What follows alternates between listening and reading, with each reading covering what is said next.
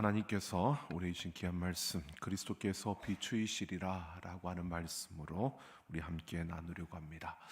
오늘 14절 말씀을 보면 그리스도께서 너에게 비추이시리라 라고 말하고 있습니다.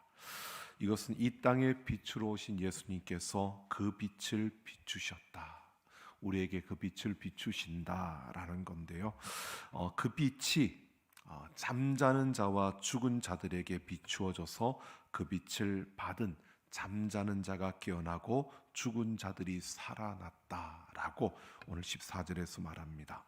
그러면서 오늘 우리가 참 빛으로 이 땅에 오셔서 생명을 주신 예수님이 어떤 과정을 통해서 우리를 살리셨는가라고 하는 것을 우리에게 말해주고 있는 그러한 본문입니다.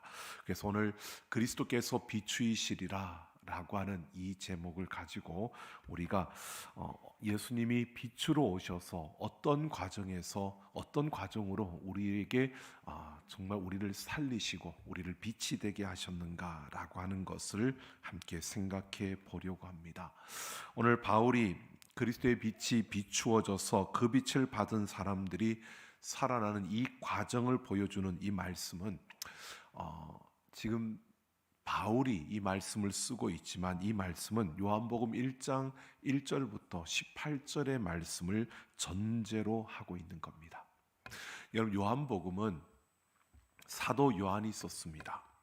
이 사도 요한은 예수님의 12제자 중에 측근이었습니다. 한 명으로서 예수님께서 제자들 12명을 한꺼번에 데리고 다닐 때도 있었지만 그 중에 특별히 4명만 데리고 가는 경우들도 있었습니다.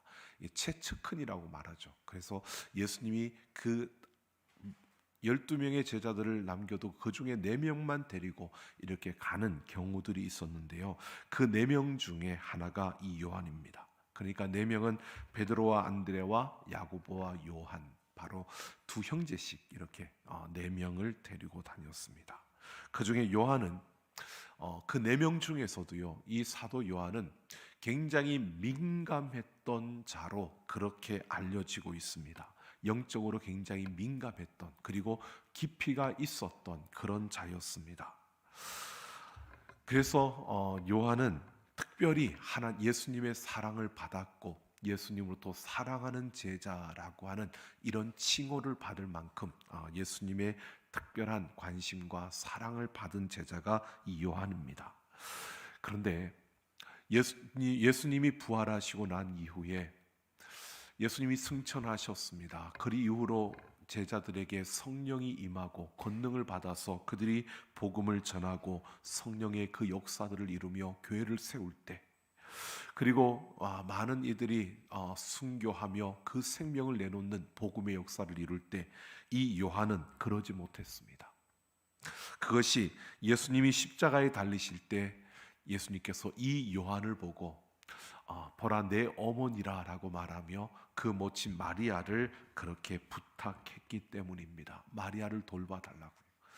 그 십자가에서 예수님께서 요한에게 그렇게 말씀하셨으니까 요한은 그 스승의, 그 구주의 예수님의 그 말씀대로 그 어머니 마리아를 그가 모시고 그 어머니의 마리아가 돌아가실 때까지, 죽을 때까지 아무런 활동도 하지 않고 그 마리아를 복양하는 일에만 온 힘을 다했습니다. 마리아가 그냥 짧게 살고 갔으면은 그래도 빨리 복음으로 이 현장으로 돌아왔을 텐데 마리아가 60년을 살았습니다.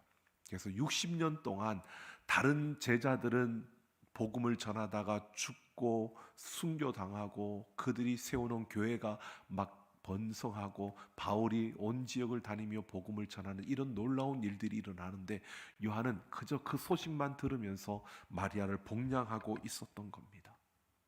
여러분, 그렇게 한 60년이 지난 이후에 그가 활동을 시작하는 겁니다. 영적으로 가장 민감했던, 예민했던, 그리고 굉장히 깊이가 있었던 이 요한이요, 아무것도 하지 않고 자기보다 좀 둔하고 또 잘 알지 못하고 그랬던 다른 이들은 복음을 위해서 역사를 이루고 그 교회를 세우는 일들을 이루는데, 그러한 이야기들을 들을 때마다 요한은 어떠했을까라는 생각을 해보면 한편 답답했을 것 같습니다. 왜 예수님이 마리아를 나한테 부탁을 해가지고 내가 이보다 더 큰 일을 할 수 있는데 왜 아무것도 못하고 여기에 내가 매여 있어야 될까라는 생각을 하면 아마 답답했을 것 같습니다. 그리고 이게 하나님 나라에는 마이너스인데 왜 하나님이 예수님 나한테 부탁을 해가지고 이거를 내가 계속 이루고 있어야 되나? 마리아가 언제 하나님이 불러가실지 모르는데 내가 언제까지 이렇게 있어야 되나? 굉장히 답답했을 겁니다. 한편으로는 자기도 다른 제자들처럼 자신에게 주어진 것을 가지고 정말 힘을 다해서 교회를 섬기고 교회를 세우는 일에 그도 앞장서고 싶었을 것입니다.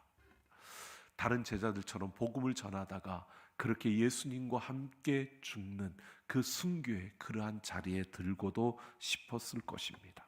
그런데 그에게는 그런 기회가 없었던 겁니다. 대신에 그는 마리아를 복양하면서 그의 영적인 깊이가 더 깊어진 겁니다. 더 깊어져서 그는 마리아가 죽은 후에 그 사역의 기회가 주어졌을 때 그는 바로 이 요한복음을 쓴 것입니다. 이 요한복음은 다른 공간 복음서들과는 좀 다른, 차원이 다른 깊이가 있는 복음서가 이 요한복음입니다. 그래서 이 요한복음 특히 1장 1절부터 18절까지를 가지고 학자들은요 그렇게 평가를 합니다. 사람이 쓸 수 있는 글이 아니라고 평가합니다.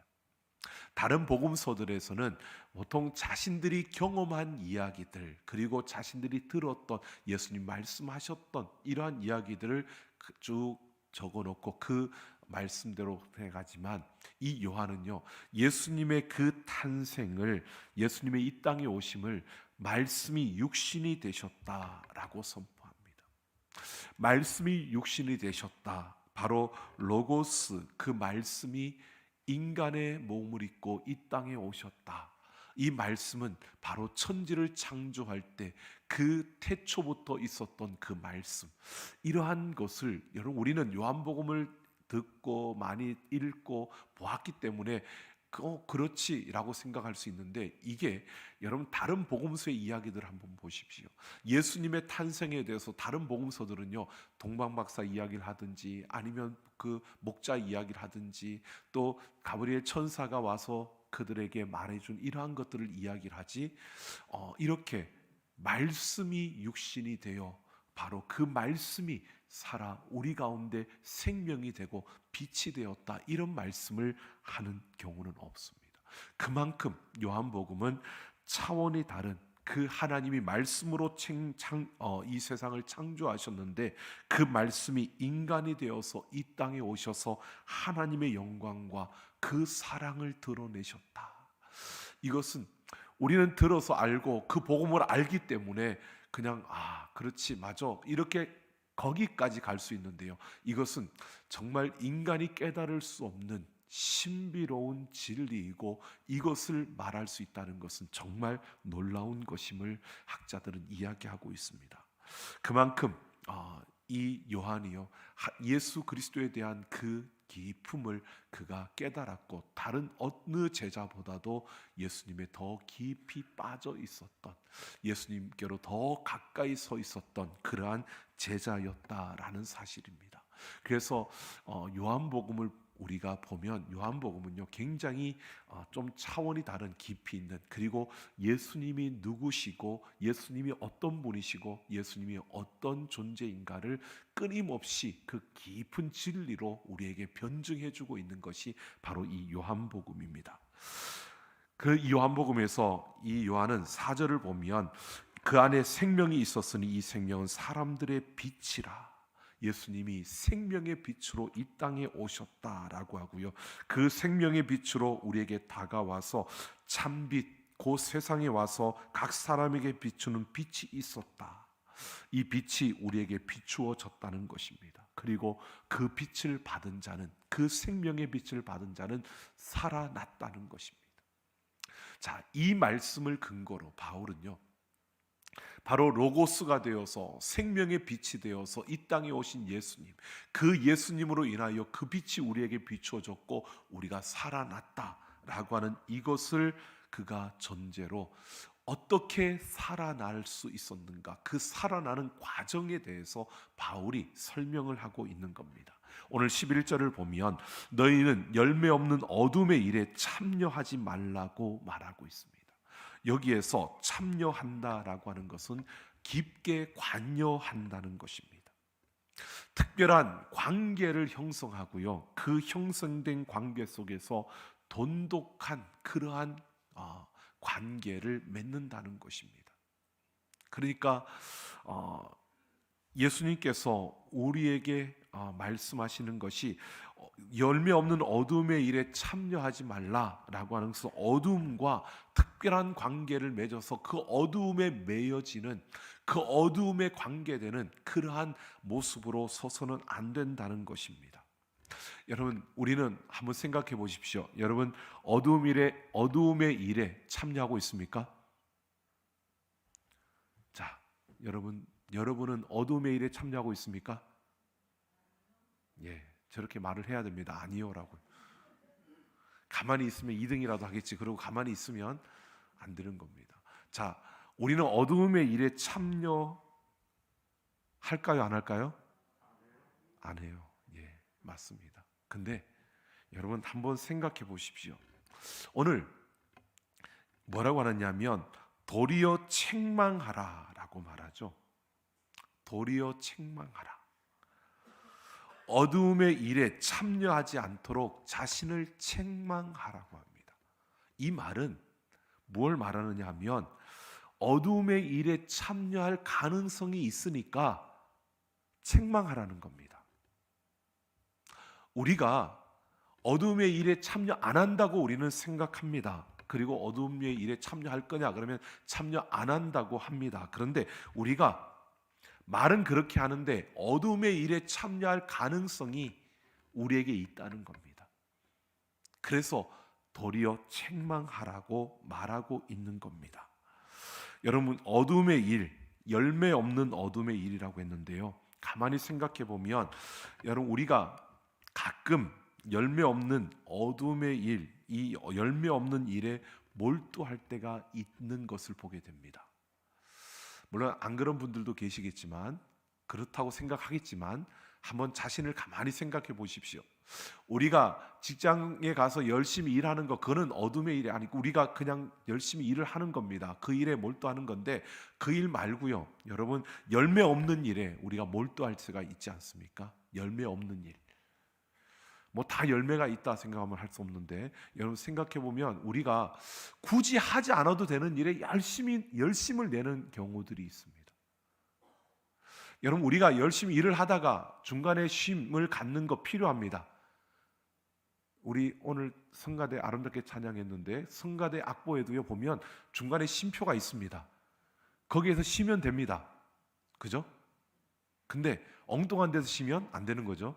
남들 다 노래하라고 노래하고 있는데 음표를 줬는데 그 음표를 부르지 않고 쉬면 그건 안 되는 거죠. 쉼표 있을 때 쉬는 겁니다. 그런데 그것도 쉬라고 딱 정해줬습니다. 얼마를 쉬라고요? 2박자만 쉬라고, 3박자만 쉬라고. 근데 거기에서 하염없이 쉬면 어떻게 되죠? 안 되는 거죠. 성가대는 안 된다고 해줘야 됩니다. 자, 그러면 안 되는 겁니다. 여러분, 우리의 삶에도 마찬가지입니다. 열매 없는 일이라는 것은요, 우리가 열심을 내어 가지만 그 가운데서 우리가 꼭 해야 될 일이 아닌 하지 않아도 되는 일에 열심을 내는 경우들이 있다는 겁니다. 열매 없는 일. 여러분, 우리는 열매를 맺는데 생각해 보면 내가 모든 일을 다 해야 되는 건 아닙니다. 그죠? 내가 모든 일을 다 할 수는 없습니다.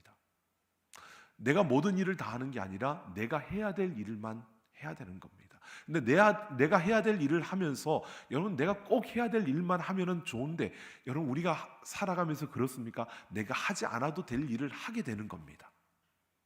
그죠? 근데 하지 않아도 될 일이 우리한테 더 좋아 보일 때가 있습니다. 그래서 거기에 열심을 내는 겁니다. 결국 열매 없는 일에 열심을 내는 경우들이 생기는 겁니다. 예, 부끄러운 고백이지만 제가 우리 장로님 중에도 한 분 저한테 그런 이야기를 하시는데 자기는 영화를 너무 좋아하기 때문에 영화를 보면 빠져들어서 잘 안 본답니다. 저도 그렇습니다. 그래서 그냥 내가 해야 될 일을 하다가 중간중간 쉼을 위해서 이렇게 보는 경우들이 있습니다. 그런데 그걸 보면 여러분 드라마를 봐도 그렇지 않습니까? 이렇게 나이가 드니까 드라마가 이제 보여지기 시작하는데 드라마를 봐도요 그 다음 편이 궁금해지면 못 견뎌요. 그죠? 그러니까 기다려져요. 근데 내가 해야 될 일이 있으니까 그거를 딱 끊고 내가 해야 될 일을 해야 되는데 잠시 쉴 때 그걸 보는 건데 근데 그게 아니라 그게 딱 꽂히게 되면 계속 거기에 빠져드는 거예요. 드라마만 보는 겁니다. 다른 일을 안 하고. 그러면 그건 어떻게 해요? 열매 없는 일을 하는 겁니다. 자, 이렇게까지 했으니까 내가 자신 스스로 생각해 보면 압니다. 자, 여러분은 어떻습니까? 열매 없는 일을 하십니까? 안 하십니까? 예, 할 때가 많죠. 그게 우리입니다. 그래서 책망하라는 거예요. 그래서 책망하라고 말씀하고 있는 겁니다. 꼭 해야 될 일들은 해야 되는데 하면서 우리가 잠시 그렇게 쉼을 갖고 또 이렇게 살아가야 되는데 여러분 우리가 꼭 해야 될 일만 다 하면서 살아갈 수는 없는 겁니다. 그런데 거기에 너무 묶여서 그래서 이게 중독이 되어진다고 그러죠. 거기에 너무 깊게 빠져서 거기에 중독이 되어져서 내가 해야 될 일을 못하는 것 이것이 열매 없는 일을 하는 겁니다. 우리가 점심을 먹고 차 한잔 마시면서 잠시 휴식을 가질 수 있습니다. 그죠? 근데 그 휴식이 길어져서 잠시 차 한잔 마시고 쉰다는 게 오후 시간을 다 쉬어버리면 그거는 열매 없는 일을 한 겁니다. 잠시 좋은 사람과 이야기를 나누면서 그 시간을 가지려고 했는데 그 시간이 길어져서 오후에 내가 해야 될 일들을 다 못하고 끝내버리면 그거는 열매 없는 일을 한 겁니다. 오늘 우리는 여러분 나는 그래도 그 사람하고 정말 의미 있는 이야기를 나눴어. 그건 내 생각이고요. 내 판단이고요. 우리는 왜 도리어 책망하라고 하느냐 하면 하나님 앞에서 우리가 우리 자신을 봐야 되기 때문입니다. 열매 없는 일이 아니라 우리는 열매를 맺는 일을 해야 되는 그러한 존재로 부름을 받았기 때문입니다. 여기에서 책망이라고 하는 것을 우리가 생각해 봐야 되는데요. 이것은 빛의 책망입니다. 그러니까 우리에게 예수님이 그 빛을 비추어 주시는데 그 빛이 우리에게 비추어지는 이것을 빛의 책망이라고 합니다. 빛이 우리에게 비추어졌을 때 책망이다라고 하면 여러분 우리가 책망은 문자적으로 우리가 보면 노출이라는 뜻입니다. 드러나게 되는 겁니다. 보여지게 되는 겁니다. 빛의 책망이라는 것은 빛에 의해서 내 안에 있던 모든 것들이 노출되어지는 것을 말하는 겁니다. 그러니까 열매 없는 어둠의 일에 참여하지 말고 빛을 비추어서 내 속에 있는 것들을 노출시켜 보라는 겁니다. 도리어 책망하라는 것은 그 빛에 비추어서 내 자신 안에 있는 것들을 드러내 노출시켜 보라는 겁니다. 12절을 보면 은밀히 행하는 것들은 말하기도 부끄러운 것들이라 라고 말합니다. 속에 있는 것들이 노출되면요 자랑스러운 것들도 있겠지만 부끄러운 것도 있습니다. 그러니까 우리 안에 있는 것들이 빛에 의해서 노출되어지면 이것이 자랑스러운 것도 있지만 부끄러운 것도 그 안에 있다는 겁니다. 그래서 빛의 책망이라고 하는 겁니다. 여러분 혹시 속으로 이렇게 생각하시는 분이 있는지 모르겠습니다. 나는 부끄러울 것이 없어. 아무리 비춰줘도 나는 깨끗해. 나는 정말 올곧은 올바른 사람이야. 나는 부끄러울 것이 전혀 없어. 여러분 그렇게 생각한다면 착각입니다. 그건 착각입니다.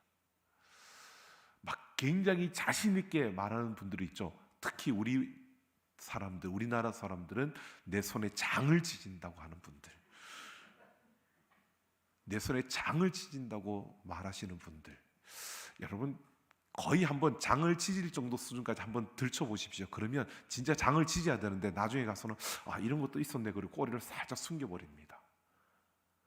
여러분, 우리가 빛에 비추어서 우리 자신 안에 있는 것들이 노출되어지면요, 우리가 자랑스러운 것들도 있지만 정말 부끄러운 것들이 참 많습니다. 왜? 우리 자체가요 완전하지 못하기 때문입니다. 완전하지 못하다는 것은 우리가 모순 덩어리이기 때문입니다. 저도 그렇지만 많은 목사님들이 그렇게 이야기합니다. 내가 설교한 것처럼 살았으면 좋겠다. 이 말은요, 설교한처럼 살지 못하고 있다는 겁니다. 죄송합니다.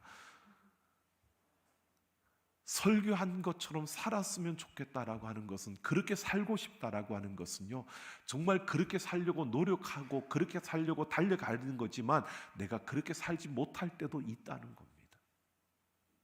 이게 우리의 모습입니다. 왜? 그 빛에 비추어서 우리의 모습을 보면 모순 덩어리입니다. 이게 우리의 실제의 모습입니다. 그래서 그 빛에 비추어서 우리가 노출되어질 때 여러분, 우리 안에서는 그렇게 보여집니다. 내가 착하고 의롭게 살려고 하지만 실제로는 그렇지 못하는 행동을 할 때가 더 많은 내 모습을 보게 되는 겁니다. 여러분, 이것이 그냥 우리에게 깨달아지는 게 아니고요, 빛이 비추어질 때, 그 빛의 책망을 받을 때 이것이 우리에게 깨달아지고 알게 되어지는 것입니다. 그러니까 참빛 대신 예수님을 만나면 여러분, 우리에게 이런 현상이 일어나는 겁니다. 빛의 책망이 우리에게 시작되는 겁니다. 그전에는 괜찮았습니다. 그냥 그렇게 살아왔습니다. 그게 어떤 잘못이라고 생각지도 않고, 그게 나쁘다고 생각지도 않고, 그게 다른 사람들을 아프게 한다고 생각지도 않고 그냥 그렇게 살아왔던 겁니다. 그런데 예수님을 만나고 나면요, 그 빛이 우리에게 비춰져서 그 빛의 책망이 우리에게 주어지면 여러분, 우리는 그게 보여지는 겁니다. 깨달아지는 겁니다. 문제점들이 드러나고요, 내 안에 있는 죄성들이 보여지고요, 내 안에 있는 그 욕망들이 나타나고요. 그러면서 내가 이런 존재구나, 나는 도저히 가망이 없는 존재구나, 내가 이런 것만 생각하고 있구나, 내가 이런 것만 보고 있구나, 이런 것들이 우리 안에 드러나게 되어진다는 것입니다. 그런데 여러분, 이 빛이 우리에게 비치는 이유는, 도리어 책망하라고 하는 것은요, 좀 아프더라도 좀 힘겹더라도 여러분, 그 드러난 그 부끄러운 것을 해결해야 된다는 겁니다. 그래야 우리가 어둠의 일에 참여하지 않고 우리는 빛의 자녀로서 빛의 열매를 맺을 수 있기 때문입니다. 여러분, 우리가 아픈데 여러분, 그 아픈 것을 고칠 때 완벽하게 완전하게 고쳐야 되는 겁니다. 그러기 위해서는 조금 힘들어도 해야 되는 겁니다. 우리 암으로 이렇게 수술받고 또 이렇게 투병하는 많은 분들이 있습니다. 그 과정들을 보면요, 물론 항암 치료하고 많은 그 과정도 힘듭니다. 그런데 이제 치료되었다라고 하는 그래도요, 그냥 치료되는 게 아니고요, 5년인가요? 몇 년 동안 계속 주기적으로 검사를 받습니다. 그리고 그 시간이 지나야 이제 완치됐다라는 판정을 받는 겁니다. 그런데 그러고 나서도요, 조심할 수밖에 없습니다. 왜? 또다시 재발할 수 있는 부분이 있기 때문에요. 여러분, 우리가 치료하는 과정 속에 이런 것을 보게 됩니다. 분명히 우리가 조금 아프더라도 빛의 책망을 받으면, 그 빛에 비춰져서 그것이 드러나면 이것을 하나님 앞에서 자백하고 그것을 우리가 회개하면서 그 아픈 부분을 도려내야 합니다. 그래서 그 앞에서 우리가 고침을 받아야 됩니다. 그런데 그게 끝이 아니고요, 이게 그렇게 도려냈다고 해서 끝나는 게 아니라 우리는 주기적으로 그 십자가 앞에서, 그 빛 앞에서 내 자신을 비춰야 될 줄로 믿습니다. 그래야 되는 겁니다. 그래서 우리는 이 신앙생활이 주님 앞에 서는 그날까지, 아니 주님이 다시 오시는 그날까지 우리는 그 빛 앞에서 빛의 책망을 받으며 이 땅을 살아가야 하는 겁니다. 그렇지 않으면 우리는 계속 잘못될 가능성이 있기 때문입니다. 나도 모르게 우리에게 그런 아픔들이 주어지기 때문입니다. 이제 마스크가 자율화됐는데도 다 마스크를 쓰고 계세요. 그래서 제가 속으로 그렇게 생각했습니다. 참 다들 건강하고 싶다라는 생각이 드는구나. 뿐만 아니라 그래도 조금 있다가 이제 지금은 추울 때니까 쓰고 있지만 날씨 더워지면 다 벗을 거다. 그런 생각이 들어지는데 저도 그렇습니다. 저는 진짜 열심히 씁니다. 왜 그러냐고요? 제가 저희 가족들한테도 항상 이야기하지만 제가 한의학에서 이렇게 저 체질 검사라고 이렇게 보니까 제가 폐가 약하답니다. 그래서 폐가 약해서 그게 뭐 그냥 그걸 또 듣고 그런 게 아니라 폐가 약해서 제가 겨울이 되면 감기가 잘 걸리는 이게 그 한 증상이라고 하는데 진짜 그랬어요. 어릴 때부터 참 건강한데도 이상하게 감기가 잘 걸려요. 누가 옆에 감기 걸렸다 그러면 감기 걸려요. 그래서 이상하다 그랬는데 그리고 남들보다 호흡도 짧고 그래서 노래를 하면 이 성가대도 저도 해봤지만 성가대를 하면 남들 쉴 때만 쉬는 게 아니라 저는 몰래 숨을 쉬어야 됩니다. 그리고 제가 이 온풍기를 자꾸 꺼달라고 하는 이유들이 뭐냐면 저도 알았어요. 나중에 폐가 약하고 그러는 뿐만 아니라 이 코가 자꾸 막혀가지고 숨을 코로 쉬는 게 아니라 저는 입으로 쉽니다.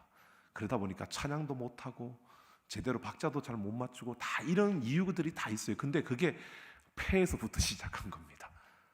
근데 이 코로나가 걸리면 폐가 망가진다면서요. 그래서 저는 그걸 듣는 순간부터 저는 마스크를 씁니다. 그리고 하루에 2번씩 코에다 뿌리는 거 계속 뿌리고요. 남들은 모르지만 저는 나가기 전에 꼭 뿌리고 나갑니다. 누구를 만나기 전에 꼭 코에다가 잔뜩 뿌리고 나갑니다. 그렇게 하고 마스크를 쓰고 나갑니다. 남들 벗을 때도 저는 쓰고 있습니다. 그러면 옆에 있던 목사님들이 좀 벗으라고 답답하다고 보는 사람 답답하다 그러면 저는 천연 기념물이 되기 위해서 써야 됩니다. 근데 제가 걸리면 너무 많이 아파질까 봐 겁이 나서 저는 쓰는 겁니다. 그런데 여러분 보십시오. 이런 약함을 알면 제가 스스로 나를 이 약함을 알기 때문에 그거를 어떻게든 걸리지 않으려고 발버둥을 치는 겁니다. 여러분 빛의 책망을 받으면서요 우리는 그 빛 앞에서 정말 내가 가만히 놔두면 내가 그것을 경각심을 가지고 보지 않으면 죄로 빠져들 수밖에 없는 존재라는 것을 내가 깨닫고 인정하면 거기에 빠져들지 않기 위해서 우리는 빛 앞에서 나를 항상 비춰볼 수밖에 없는 겁니다. 이게 우리의 신앙생활이어야 하는 겁니다. 여러분 무디어져서 나는 괜찮아 그분들이 제일 위험한 겁니다. 어떤 목사님이 저한테 나는 괜찮아 처음에 그러셨어요. 코로나 시작할 때 야 나는 괜찮아 나는 다 피해갈 거야 내가 얼마나 기도하는데 그랬는데 그분은 지금 3번 걸렸습니다. 제가 그래서 걸리는 게 은혜입니다 그랬는데 여러분 우리가 생각해 보면 여러분 괜찮아가 아니고요 나 그럴 위험이 있어 날 그럴 위험이 있는 사람이야 생각하고 빛 앞에서 내 자신을 지켜가는 지혜로운 자가 되기를 소망합니다. 그렇게 되어져야 됩니다. 여러분 그게 빛의 책망을 받는 우리의 모습입니다. 빛으로서 우리가 그렇게 해야만 여러분 우리는 빛의 그 열매를 맺어갈 수 있는 겁니다. 오늘 말합니다. 드러나는 것마다 빛이니라 라고요. 이렇게 빛의 책망을 받고 우리가 이것을 노출시키는 그 순간부터 우리는 빛이 되었다는 겁니다. 여러분 우리가 지난 시간에 8절에서도 그랬죠. 8절에서도 빛이라고요. 더 이상 어둠이 아니라 주 안에서 빛이라고요. 우리가 빛의 반사체가 아니고 빛이라는 겁니다. 이미 빛이 되었습니다. 이제는 빛이 된 우리가 빛의 책망을 받으면서 이 빛을 꺼뜨리지 않는 그런 우리가 되어져야 합니다. 여러분 거울이 있죠. 거울을 보면 반듯반듯하게 깨끗하게 닦으면 얼굴이 잘 보입니다. 그런데요 그 거울을 방치해 보십시오. 뭐 집에 방치해 두는 게 아니라 저 창고나 이런 데 방치해 두면 거기에 뿌옇게 뭐가 낍니다. 그죠? 그리고 거기에 하여튼 더러운 것들이 낍니다. 그렇게 되어지면요, 거울을 딱 보면 제대로 안 보입니다. 거울은 거울이에요. 거울은 거울인데 거울의 역할을 못하는 겁니다. 여러분, 우리가 빛은 빛인데 빛을 발할 수 없는, 빛은 빛인데 빛의 역할을 못하는, 어두움의 일에 빠져 있는, 그 어두움에서 어두운 자들과 똑같은 그러한 모습을 하고 있는, 이게 여러분 빛의 책망을 우습게 여기고 빛의 책망을 받지 않는 자들의 모습이 되는 겁니다. 우리가 매일매일 그 십자가 앞에서 우리 자신을 비추어 보기를 원합니다. 그 십자가 앞에서, 예수 그리스도 앞에서 내 자신을 비추어서 우리의 잘못된 것들이 보여지면 회개하셔야 됩니다. 그걸 그냥 넘기지 마십시오. 하나님이 나를 사랑하니까 좀 봐주겠지. 봐주기는 봐주는데, 봐주긴 봐줘요. 근데 그냥 넘어가지는 않으세요. 우리가 그 죄의 문제를 해결해야 되는 거예요. 하나님 앞에 자백하고 우리가 그 앞에서 우리의 잘못된 것들을 드러내며 자백할 때요, 우리가 빛으로서 빛을 발할 수 있도록, 우리의 빛으로서의 그 역할을 하도록 우리에게 그 아름다움을 주시는 겁니다. 여러분, 그래서 이 빛의 책망을 받으면서 우리는 빛이 되고 그 빛의 역할을 감당하는 것입니다. 우리가, 여러분, 이 빛의 책망이 없이는 이 빛으로서의 역할을 제대로 감당할 수 없는 겁니다. 그래서 우리는 매일 하나님의 말씀을 읽고 듣고 그 말씀을 묵상하며 그 말씀 앞에서 내 자신을 비추는 겁니다. 여러분, 다른 사람들이 나에게 말하는 것으로 내 자신을 비추지 말고요, 저 사람이 나한테 이렇게 말하네, 그거 말고요. 죄송하지만 좀 기도하신다는 분들이 어떤 분들을 가지고 이렇게 보면서 저 사람은 이런 것 같아, 그리고 그 사람한테 집사님은 이런 것 같은데, 여러분, 그게 맞을 수도 있지만 안 맞을 수도 있어요. 어떻게 잘못 얻어 걸려가지고 맞을 수도 있지만, 여러분, 그렇게 말고요, 하나님 말씀 앞에서, 여러분, 우리 안에 성령님이 계신 줄로 믿습니다. 예수를 믿는, 내가 예수님을 믿는다고 고백하는 그 순간에 우리 안에 성령님이 오셨어요. 그 성령님이 우리와 함께 하시고 이 하나님의 말씀을 우리에게 주신 그 성령님께서 우리와 함께 하고 있는데, 여러분, 다른 데다가 내 모습을 비춰보지 마십시오. 하나님 말씀에 비춰보시라고요. 그러기 위해서는 말씀을 읽으셔야죠. 그러기 위해서는 말씀을 들으셔야죠. 그러기 위해서 하나님 말씀을 가까이 하기를 소망합니다. 하나님 말씀을 읽지도 않고, 여러분, 다른 사람들이 나에게 말해주는 거, 기도하는 사람들이 말해주는 거, 여기에만 귀를 기울이고 살면요, 여러분, 우리가 자신도 모르는 사이에 빛인데 빛으로서의 역할을 못하게 되는 겁니다. 빛인데 빛으로서의 역할을 하지 못하는 그 모습이 아니라, 빛이라면 빛의 역할을 감당하는 우리가 되어야 되는 겁니다. 그러기 위해서 우리는 말씀과 기도로 하나님 앞에 서야 되는 것입니다. 말씀 읽으세요. 말씀 읽으십시오. 많이 못 읽더라도요, 하루에 한 절이라도 읽으십시오. 많이 못 읽더라도 그 한 절을 읽고 그 말씀 속에서 내 모습을 한번 비춰보십시오. 시간이 없다고요? 왜 시간이 없습니까? 시간 많죠. 옮겨가는 시간 속에 다른 생각하지 말고 그 말씀을 생각하면서 비춰보십시오. 내가 오늘 들은 말씀, 내가 오늘 읽은 말씀, 그 말씀을 한번 비춰보십시오. 주일날 내가 하나님 앞에 나와 공동체 예배 속에서 오전에 예배하고 오후 예배하고 이렇게 들으면, 하나님 말씀을 들었으면 그 말씀을 일주일 동안 한번 계속 그 말씀 앞에 내 자신을 비춰보십시오. 여러분, 오전에 말씀 들으셨죠? 여러분, 다 잊어버리셨나요? 벌써? 다 잊어버려도 이것만 기억하십시오. 치욕의 에베네셀이 그 미스바의 부흥을 통해서 회복과 영광의 에베네셀이 되었습니다. 우리는 그 말씀이 주어지면, 그렇게 정말 한 주의 그 말씀 속에서 하나님이 딱 어떤 핵심적인 것들을 우리에게 주시면 그걸 딱 붙들고 그 앞에서 여러분 매일 일주일 동안은 매일 그것만 기도해 보세요. 하나님, 내가 가는 그곳에 정말 미스바의 부흥을 일으킨 내 심령이 되어서 치욕을 회복과 영광으로 바꾸시는 하나님을 경험하게 해달라고. 여러분, 그렇게 매달려 보세요. 그렇게 기도해 보세요. 그리고 우리의 삶의 그 역사가 이루어질 때 여러분, 우리는 하나님이 살아계시다는 것을 경험하는 거잖아요. 그럴 때 우리의 신앙이 자라는 거잖아요. 여러분, 우리가 하나님의 말씀 속에서 내 자신을 비춘다는 것이 다른 것이 아니라 이렇게 살아가는 거예요.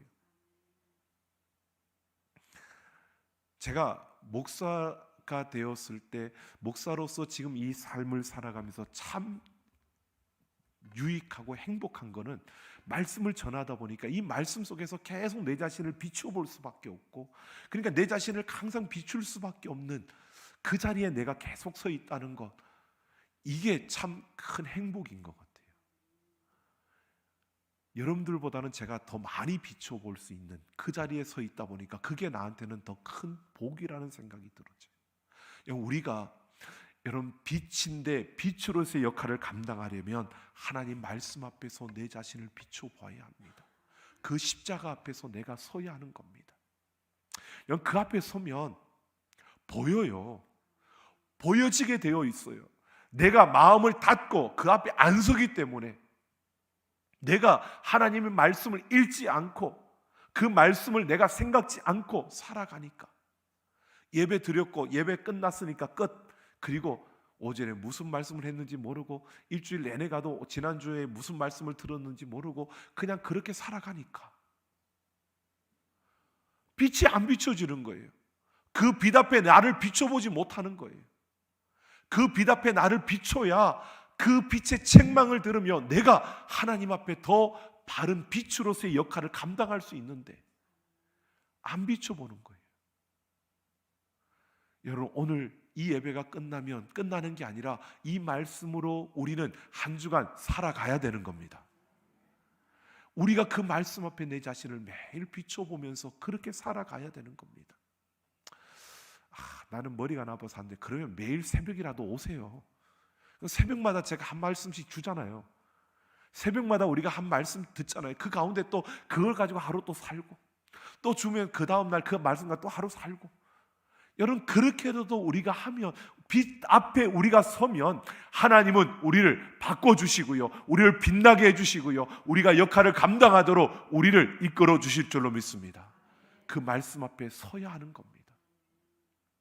그런데 몇 날이 가도 그 말씀과 상관없고, 성경책은 책꽂이에 꽂히면 안 떨어지고, 요즘은 더 좋죠. 교회 올 때 그냥 와도 돼요.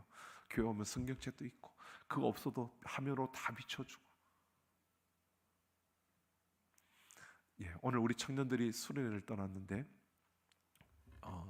저 중고등부가 그랬다나요? 어디 누가 그랬다는데, 그 준비물에 성경을 썼더니 아이들이 묻더래요. 온라인 성경입니까? 오프라인 성경입니까? 성경을 가져오라 그랬더니, 준비물에 성경 있잖아요. 성경을 가져오라 했더니 오프라인입니까? 온라인. 그래서 오프라인은 뭐고 온라인은 뭐냐 그랬더니, 오프라인은 우리가 들고 다니는 성경책이고 온라인은 스마트폰. 지금 이런 시대가 됐습니다. 저는 그것도 가능하다고 생각합니다. 온라인이라도 괜찮습니다. 말씀만 볼 수 있다면, 말씀만 가까이 할 수 있다면, 그 말씀 앞에 내 자신을 비춰볼 수 있다면,